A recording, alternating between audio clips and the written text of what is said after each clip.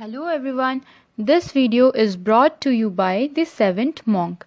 This is lecture 3rd in the series of video on CBSE class 12th macroeconomics.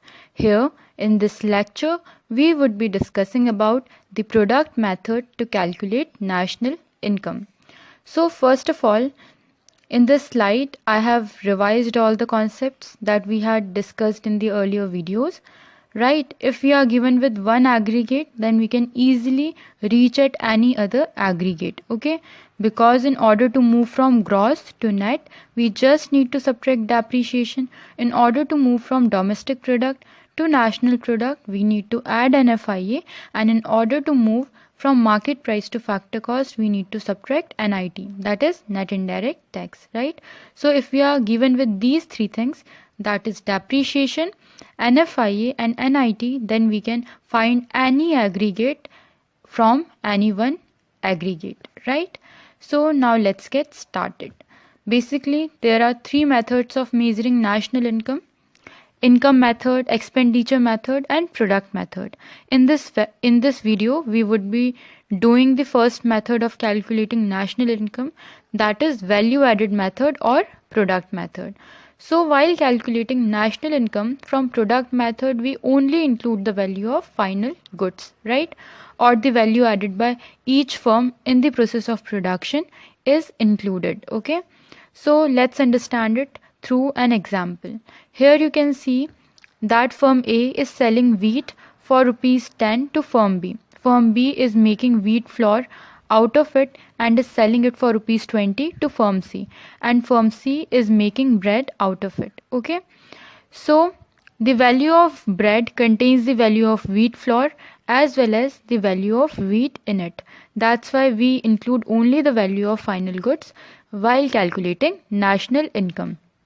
Or else we can include the value added by each enterprise while calculating national income. So here you can see that firm A is adding the value of rupees 10, firm B is adding the value of again rupees 10, and firm C is also adding the value of rupees 10. Now how do we know what is the value added by each firm? So value added is simply value of output minus intermediate consumption. So here if we assume that the intermediate consumption of firm A is 0, so it is selling its output for rupees 10, hence its value added would be 10 minus 0, which is equal to 10. Now coming to firm B is buying wheat for rupees 10 from firm A. So its intermediate consumption is equal to 10, and it is selling wheat flour to firm C for rupees 20, so its value of output is 20. So value added will be equal to value of output, that is 20, minus intermediate consumption, that is 10, which is equivalent to 10, right? Coming to firm C is selling its product for rupees 30, so its value of output is 30, and it is buying wheat flour for rupees 20, so its intermediate consumption is rupees 20, so value added will be 30 minus 20, that is value of output minus intermediate consumption, which would be equal to 10. Now when we will add the value added by each firm, that is value added by firm A plus value added by firm B plus value added by firm C, then we will get the total. Okay, total value added, which is also called gross domestic product at market price, right? Now why only the value added is included, why not the whole value of intermediate goods? This is done in order to avoid the problem of double counting, right?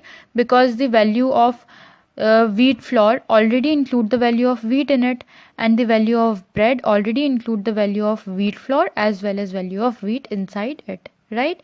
So if we will include the value of intermediate goods as well as final goods, then it will lead to the problem of double counting, which will in turn lead to overestimation of national income. So to avoid this problem, we either take the value of final good or the value added by each enterprise, okay? And the sum of value added by each firm is equivalent to the total value added or the gross domestic product at market price. So in product method, this is the only thing that we have to do. We have to calculate value added by each enterprise, and then we have to add it together in order to find gross value added at market price, and after that, once we are given with gross value added at market price, we can reach at any aggregate we like. Okay, and in order to find value added, what we do? Value of output minus intermediate consumption. Okay, so here this slide shows you value added by all the firms together makes the total value added. All right, now the next important thing is that before solving numericals, before reaching to questions, there are a few terms that you should know. Okay, see, depreciation, net indirect tax, compensation of employees, operating surplus, mixed income of self-employed. These are some terms that we had already discussed in the earlier lectures, right? But intermediate consumption is a term that is quite new to you. So first of all, I'll tell once more all these terms to you so that you can have a better grasp over these concepts. Then we will discuss intermediate consumption in detail. Okay, so depreciation is nothing but the fall in the value of fixed assets due to normal wear and tear, expected obsolescence, change in technology, and with the passage of time. Net indirect tax is indirect tax minus subsidies, right? Okay, so depreciation is included in gross but not in net, and in net indirect tax is there in market price but not in factor cost. Compensation of employees include wages and salaries in both cash and kind. It also includes employers' contribution to social security scheme and private pension, that is also called pension to retired persons. Operating surplus include rent, royalty, interest and profit. Mixed income of self-employed include wage income and non-wage income. Okay, if you want to know more about these concepts, then please refer to the last lecture. Okay, because there we did all these terms along with their questions in detail. Now coming to intermediate consumption, see, the term itself is telling its meaning. See, intermediate consumption means in the process of production, whatever raw materials the firm is buying, okay, the cost of those raw materials is intermediate consumption. So intermediate consumption simply is the money value of raw materials which are used in the process of production. And remember that it only includes the value of non-factor inputs. Okay, you know what are the factors of production? Land, labor and capital. Okay, so we do not include the value of these factors of production, we only include the value of non-factor inputs. For example, in order to produce tomato sauce, we require tomatoes, right? In order to produce cheese, we require milk. So here tomato and milk are intermediate commodities, are intermediate goods, and the consumption, the money value that is spent on them is intermediate consumption. Okay, so the money value of raw materials which are used in the process of production is called intermediate consumption. Okay, is that very clear? Now there can be one question in your mind, that why we are including only the value of non-factor inputs like raw materials and spare parts of machinery and not the value of factor inputs. Why? Because see, factor inputs are generating a service of their own kind. There is a different market for them. Okay, because they are providing their productive services through which these non-factor inputs get converted into the final output that the consumers consume. Okay, and their services are accounted while calculating national income, right? You will get to know about it in the further slides, how we include the wages and salaries, the interest and the profit to all the factor inputs while calculating national income in the form of compensation of employees, operating surplus and mixed income of self-employed, right? While intermediate consumption, you will find at the later stage that intermediate consumption is deleted from value of output in order to reach at value added by an enterprise, right? So that's why here we are only accounting for non-factor inputs, right? Not the factor inputs. Is that clear? So remember these 2 points, that intermediate consumption is money value of what? Of raw materials that are used in the process of production. And secondly, remember this point as well, that it only includes the value of non-factor inputs like raw materials, spare part of machinery, etc. Is that clear? Okay. Now let's move to the next slide. Here I have shown that intermediate consumption includes the following thing. it includes purchase of raw material, and that purchase of raw material can either be from domestic territory or from international territory, that is abroad, in the form of imports. And it also includes power charges, that is electricity bill, etc. Okay, so if in a question intermediate consumption is not given directly, you are given with purchase of raw material and power charges, then add them together in order to reach at intermediate consumption. Or if there is a question in which intermediate consumption is given but power charges are also given separately, then don't make this mistake of adding power charges as well, because intermediate consumption already includes that, right? And if suppose a question is given in which purchase of raw material is given to you, okay, and they are also mentioning explicitly purchase from domestic territory, so no need to include it, because purchase of raw material already include the purchase from domestic territory as well as in imports. If you will include it, then that will lead to the problem of double counting. So don't make this mistake, right, while solving numericals. See, you can solve numericals very easily if you have a good grasp over the theory portion. Okay, so listen everything very attentively and try to grasp it, then numericals will become very easy for you. Okay, now there is one more term that is new for you, value of output, that I was using from some last slides, right? So what is this value of output? See, it is nothing but the market value of total output that is produced by a firm during an accounting year. You all know that accounting year is the economic year or the financial year which starts with 1st of April and it ends on 31st of March. So during that period of time, all the output that is produced by a firm, when we take the money value of that total output which is produced by the firm in an accounting year, then we get the value of output, right? So it is very simple, money value of total output produced by a firm in an accounting year. Okay, so there are three methods of calculating value of output. The first method says that if we will add intermediate consumption with depreciation, with NIT, with compensation of employees, with operating surplus, with MIOS, then finally we will get value of output, right? Now why so? If you will understand everything technically and concept by concept, then you need not to cram anything. Automatically they will get inside your mind, you will imbibe it automatically. Okay, so let's understand it, why we are including all these things in order to calculate the value of output, right? See how we are doing this. See, a firm is using some sort of raw materials in order to produce its goods, right? For example, there is a firm which produces ice cream, so it is using milk, some flavors, some wafers in order to produce it.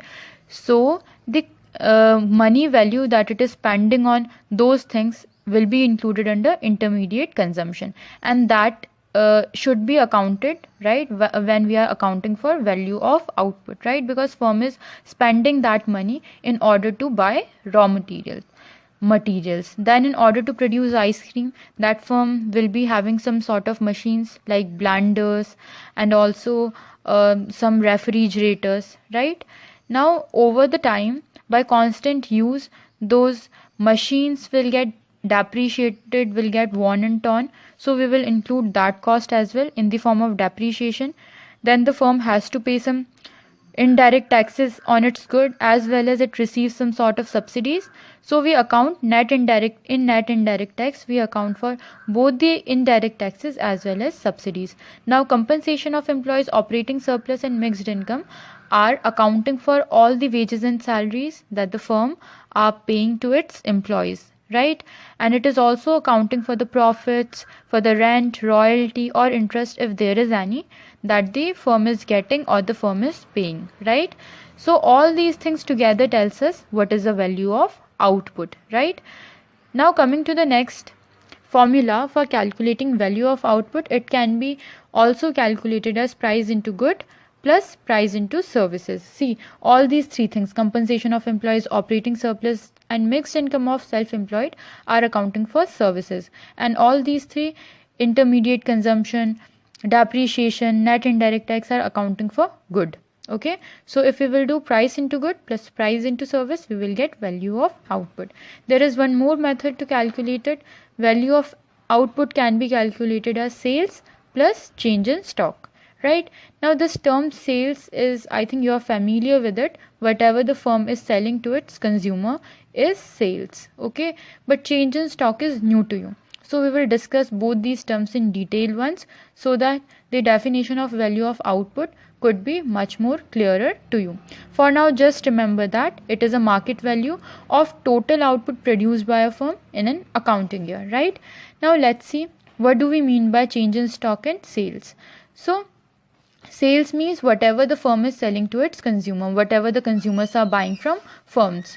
And sales include domestic sales as well as exports, and also the goods for self-consumption. See, domestic sales include sales to household as well as sales to private sector and also sales to government, right? And exports include all the international sales. Whatever the firm is selling in the international market will be included under exports. And good for self-consumption are also included in sales. Why? Because these goods are also produced, so we have to account it, otherwise there will be underestimation of national income. That's why we include goods for self-consumption also under sales, right? So it is domestic sales plus exports plus good for self-consumption. Remember one thing, that if sales are given directly and along with it exports are also given, then don't include exports in sales, because exports are already the parts of sales and it will lead to the overestimation of national income. Okay, now coming to change in stock, it is also called inventories. Change in stock is simply closing stock minus opening stock. That is, whatever the stock is there on 31st of March is the closing stock, and the opening stock is the stock whatever was there on 1st of April. So if we will subtract closing stock by opening stock, we will get the inventories, that is change in stock. How much output has changed from 1st of April till 31st of March, right? So while calculating value of output, we do sales plus change in stock, or else we do intermediate consumption plus depreciation plus net indirect tax plus compensation of employees plus operating surplus plus mixed income of self-employed, or simply price into good plus price into service. Okay, any of these three formula can be used for calculating value of output. Now once we are clear with value of output and intermediate consumption, then finding gross value added by each enterprise is very easy, because gross value added by each enterprise is simply value of output minus intermediate consumption. Okay, here you can see this table tells it very well that value of output include all these components: intermediate consumption, depreciation, net indirect tax, compensation of employees, operating surplus, as well as mixed income of self-employed. Now in order to reach at gross value added at market price, we just need to subtract intermediate consumption from value of output, or else we can simply add depreciation, net indirect tax, compensation of employees, operating surplus, and mixed income of self-employed together.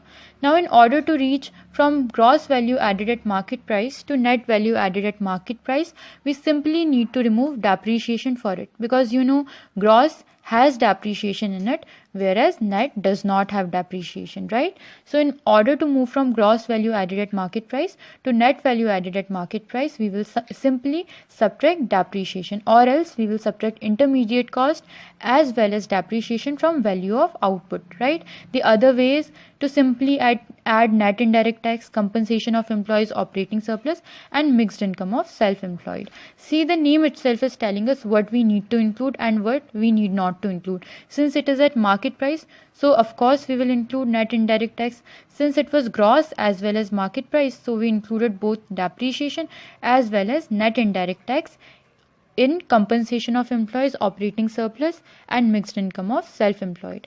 Now net value added at factor cost includes compensation of employees, operating surplus, and mixed income of self-employed. So in order to find net value added at factor cost, we will simply subtract NIT from net value added at market price, or else we will subtract NIT, depreciation, and IC from value of output, or simply NIT and depreciation from gross value added at market price. It depends, right? Whatever is given to us in the question, our answer, our solution will depend upon it. Okay, so I guess that this is clear to you. So here in order to reach from here to here, we will simply do value of output minus intermediate consumption. In order to reach at the second variable, we will just simply remove depreciation because it is net value added at market price. In order to reach at net value added at factor cost, we will simply subtract net indirect tax from it, right? So now coming to the next slide, here I have shown a question with which we can see whether whatever concept we have learnt in the preceding slides are clear to us or not. So the question is asking us that we have to calculate value added by firm X, and the values are given in lakhs. So it provides us with sales, purchase of raw material, import of raw materials, purchase of machines, closing stock and opening stock. Now what we need to calculate? Value added. So whenever the question asks us to calculate value added, then always remember it is asking us to calculate gross value added at market price, right? Now you know, in order to find gross value added at market price, we simply subtract intermediate consumption from value of output, and in order to find value of output, what we will do? Sales plus change in stock. Now change in stock is not given us directly, it is closing stock is given to us and opening stock is given to us. So change in stock will be closing stock, that is E, minus opening stock, that is F, which would be equal to 30. So value of output will be sales plus change in stock. So sales is 600 and change in stock is 30, hence value of output will be 630, right? Now intermediate consumption. See, what is intermediate consumption in this question?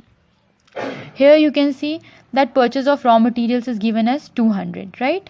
So they are also given us the imports as rupees 100 and the purchase of machines also as rupees 100. So imports and purchase of machines will not be included in raw materials, right? Because machines are capital, and while telling you about intermediate consumption, I have explicitly mentioned that intermediate consumption do not include the value of factor inputs. It only includes the value of non-factor inputs.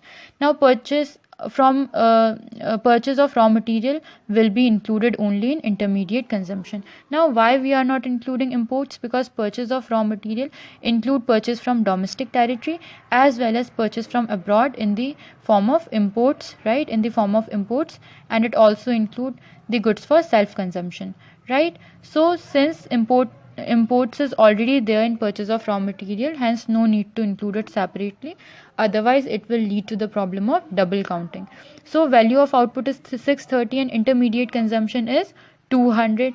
So our answer, that is gross value added at market price, will be 630 minus 200, that would be 430. And don't forget to mention the units after it. So it is in lakhs, right? So this is the answer of this question, right? Here you can see I have mentioned it in a very neat way for you. Value added by firm X was value of output minus intermediate consumption, and value of output in this case is sales plus change in stock. So value added by firm X will be 600. What is the 600? It is value of output. Okay, it is 600 is just sales. Here you can see now 600 is sales, right? Plus change in stock, that is closing stock minus opening stock, 40 minus 10 minus 200. What is this 200? It is intermediate consumption. So it would be 630 minus 200. It would be equal to 430 lakhs. Okay, and this is the answer to this question. When we will add the gross value added by all the firm, by firm A plus firm B plus firm C, or by all the three sectors, then we will get the gross domestic product at market price. Okay, gross value added by each firm together makes up gross domestic product at market price. Here you can see I have mentioned the same thing. Gross value added by firm A plus gross value added by firm B plus gross value added by firm C together makes gross domestic product, right? In this slide where I was telling you about the inclusion of only final goods, there also I told you that firm A is adding the value of rupees 10, firm B is also adding the value of rupees 10, and firm C was also adding the value of rupees 10. So when we included all the value added by all the firms, then we finally reached at gross domestic product, right, at market price. Okay, now this is another question. It will make our concepts much more stronger. The question says firm A sells to firm B for rupees 60 crore and for rupees 80 crore to household consumption. Firm B sells for rupees 100 crore to firm C and firm C sells for rupees 120 crore to household. Now we have to calculate value added by firm A, B and C and also gross domestic product at market price. So see, it is very easy. In order to calculate the value added by all the firms, simply what we need to do, we need to subtract intermediate consumption from value of output. So value of output minus intermediate consumption will be value added by all the firms. So if we will consider the value added by firm A, so here it is mentioned that firm A is making sales of rupees 60 crore to B and for rupees 80 crore to household. Okay, so its total sales is 80 crore plus 60 crore, that is 140 crore, right? And it is not consuming anything. Okay, so there is no intermediate consumption according to the question. So intermediate consumption is 0, hence the value added by firm A will be 140 crores, right? Now coming to firm B is selling for rupees 100 crore to firm C. So its sales is rupees 100 crore and it is consuming rupees 60 crore from firm A, right? So its intermediate consumption is 60, hence the value added by firm B will be equal to 40 crores, right? Now coming to firm C, the question says that firm C is selling its output for rupees 120 crore. Now firm C is consuming for 100 crore from firm B and it is consuming, yeah, that's it. So the value of output is 120 crore and intermediate consumption is 100 crore. So the value added by firm C is equal to 20 crore, right? So this is a value added by all the firm. Firm A 140 crore, firm B 40 crore and firm C 20 crore. When we will add the value added by all the firms, all the three firms, then we will get the gross domestic product at market price, because value added is nothing but gross value added at market price. Okay, so here you can see in the next slide I have shown it that firm A, value added of firm A was equal to sales, right? Generally value added is sales plus change in stock, but since change in stock was not given in the question, so we are assuming that the value of output here is just equal to sales. Okay, so sales to firm B was of 60 crores, sales to firm C was of 80 crores, right? So total sales were of 140 crores. Cost of input was 0, so 140 minus 0 is equal to 0, hence the gross value added is 140. And coming to firm B, what it is doing, it is selling rupees 100 crore material to firm C and it is purchasing from firm A for rupees 60 crore, hence 100 minus 60 is equal to 40 crores, right? And coming to firm C, what firm C is doing, firm C is selling its material for 120 crore to household and it is purchasing 100 crore material of 100 crore from firm B. So its value added will be equal to 20, right? When we will add all these value, 140 plus 40 plus 20, then we will get the gross domestic product at market price. So gross domestic product at market price is simply gross value added by A plus gross value added by B plus gross value added by C. Hence gross domestic product at market price is 140 plus 40 plus 20, which is equal to 200. Okay, now coming to the steps involved while calculating national income, here this slide in a way summarizes everything that we discussed. See, till now we haven't done any question in which we could calculate national income directly, but the questions which we did were calculating sums up to gross domestic product at market price. Now you know that national product is NNP at factor cost. Once you are done with the calculation of gross domestic product at market price, then reaching at net national product at factor cost is a very easy task, because for reaching from gross to net we just need to subtract depreciation. In order to reach from domestic product to national product we just need to add NFIA, and in order to reach from market price to factor cost we just need to subtract NIT, right? If we do this, then automatically NNP at factor cost, that is our national income, will be before us. Okay, so here you can see what the step says. First of all, we have to identify and classify all the productive enterprise as firm A, firm B or firm C, or as primary, secondary and tertiary sectors, right? In the first case that we have taken, what we did, we were including the we were first classifying all the sectors. Now the firm A was producing wheat, that was primary sector. Firm B was producing wheat flour, and firm C was producing bread out of it, right? So first of all, we were classifying all the sectors of the economy, all the firms that are involved in production. After classification of those sectors, we will do the estimation of value of output, right? How value of output is calculated, that you know, intermediate consumption plus depreciation plus net indirect tax plus compensation of employees plus operating surplus plus mixed income of self-employed, or else we simply do sales plus change in stock, or price into goods plus price into services. Alright, now see here, then after this there is estimation of intermediate consumption. Okay, how intermediate consumption is estimated? By including all the charges, all the power charges, all the domestic sales, right, as well as all the intermediate consumption. Estimation of intermediate consumption is done by including all the power charges and the money value of all the non-factor inputs, both in domestic territory as well as internationally. Okay, all the inputs which are used in the process of production, they are accounted.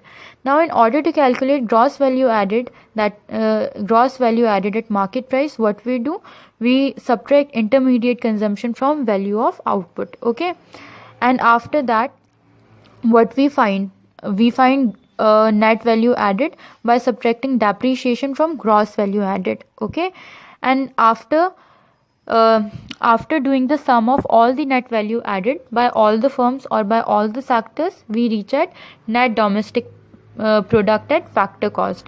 And in order to reach at national income, that is NNP at factor cost, what we do, we simply add NFIA to net domestic product at factor cost, right?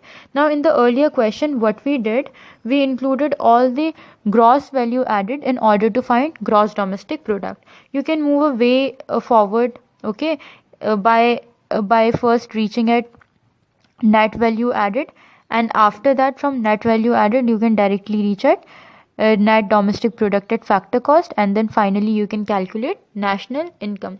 See, always remember depreciation, if the depreciation of all the firms or all the sectors is same, then you can do it like this, that is gross domestic product at market price minus depreciation, if the depreciation for all the sectors is same, right? You can do like it, or else you can just subtract the depreciation of each and every sector individually, right? Both the ways, in both the ways it is correct. So after reaching here, that is at net domestic product at factor cost, you can directly move to net national product at factor cost, that is national income. Okay, so let's do one question of calculation of national income, right, by this value added method. So the question says value of output by primary sector is 1000, by secondary sector is 400, by tertiary sector is 600, and value of intermediate consumption by primary sector is 500, by secondary sector is 200, and by tertiary sector is 100.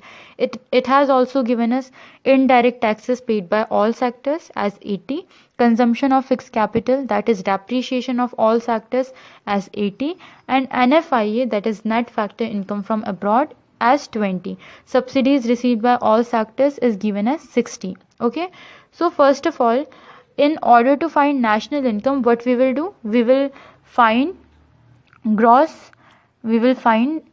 a gross domestic product at market price. Okay, in order to find gross domestic product, we will add the gross value added by all the firms. Okay, and in order to find gross value added, what we will do, value of output minus intermediate consumption. So here gross value added of firm A is value of output 1000 minus 500, which is equal to 500.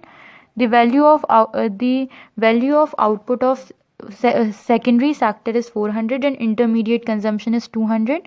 So the gross value added is 400 minus 200, that is equal to 200. And For tertiary sector, the value of output is 600 and the intermediate consumption is 100. So the gross value added will be equal to 600 minus 100, which is 500. So if we will add all these gross value added, then we will reach at gross domestic product at market price. So it is gross domestic product at market price will be equal to 1200. Now in order to find a national income, that is NNP at factor cost, we will first subtract depreciation for it, right? So depreciation is given here as 80, okay, and then we will subtract NIT from it. Net indirect tax is not given directly, so we can find it as indirect tax minus subsidies. So indirect taxes are 80 and subsidies are 60. So 80 minus 60 is 20, okay, and we have to add NFIE, right? Because in order to reach from gross to net, we will subtract depreciation. In order to reach from DP to NP, we will add NFIE, and in order to reach from MP to FC, what we will do, we will subtract NIT, okay.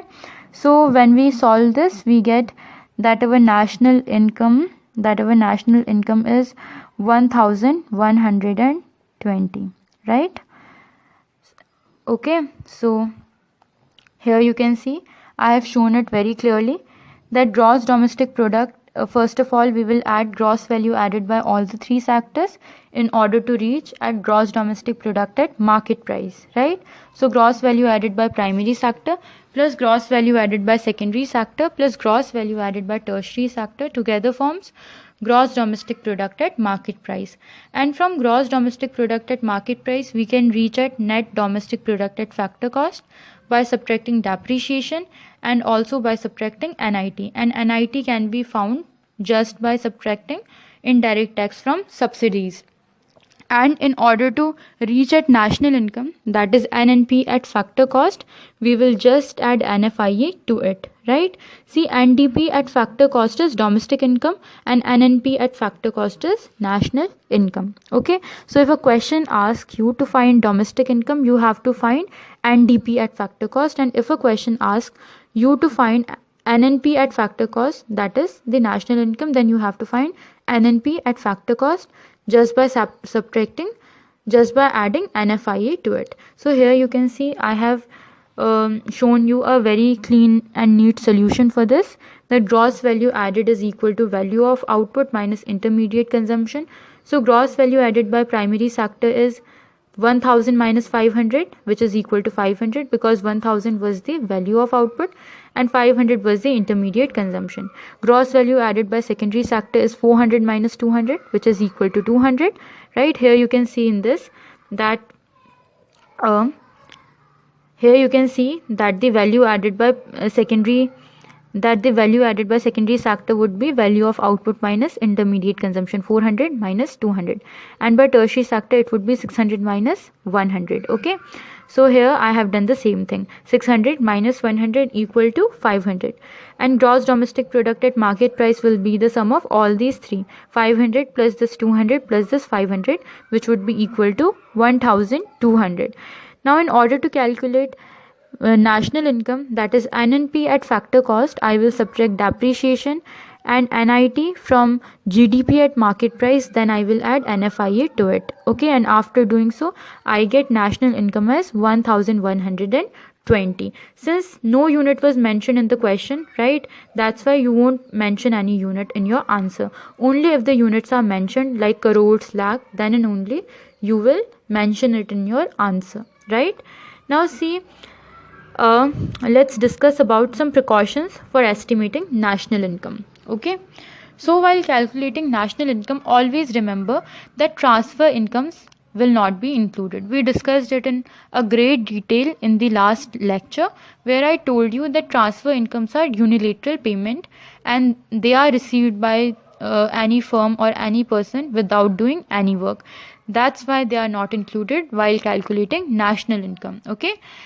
Now the second precaution that you have to take care of is that income from sales of second hand good is not included, right? Because their value was already included when they were sold for the first time. So no need to include their value when they are sold again for the second time. Okay, but the services of commission agent would be included because there is the generation of new services. There are new type of services that were not there earlier, right? So we will not include the value of sales of second hand goods in national income, but we will include the value of money that is paid to commission agents, right? Now, sales of share is also not included. All the paper claims are not included because only the owner is changing, nothing else is changed. Okay, the value of that particular thing is not changed due to it, only the owners are changing. That's why we do not include the income from the sales of second hand goods as well as the income from the sales of shares and other paper claim while estimating national income. Also, income from windfall gains like lottery, horse race is not included because it is also one type of transfer payment. You are not doing any work here, you are simply receiving it because of your good luck. Okay, similarly, payment out of saving is also not included because those savings were from the income of last year. Okay, and that income has been already included in national income calculation, so we will not include payment out of past savings in the national income calculation. And one more thing you need to remember while calculating national income from product method, it is that the imputed value of goods will be included, right? Suppose this is one house and the owner of this house has rented all the parts to some college students for living here. Okay, they are getting 15,000 for this part, they are also getting 15,000 from this part, and they are getting 15,000 from this part, and they are also getting let's say 15,000 from this part, and they are living over here, right? So will they include only 60,000, that is 15 plus 15 plus 15 plus 15 only while calculating national income? No, the value of this part of house will also be included in national income, because if they will go out of here and they will rent this apartment, this part of apartment as well, then they can earn 15,000 from here as well. So the total value that will be included in national income would be 75,000. Okay, because we will include all the value of all the parts, so the value of imputed things are also included while estimating national income. Okay, so remember, imputed value is also included. Production is either for self consumption or for sales in the market, and the production from both these means is included in calculating national income, right? So that's all for this video. Okay, I'm very thankful to Dr. AP Singh sir because this video was exclusively based on his notes. Thanks for watching, and if you like this video, then please hit the like button and subscribe to our channel to never miss any update. Thanks.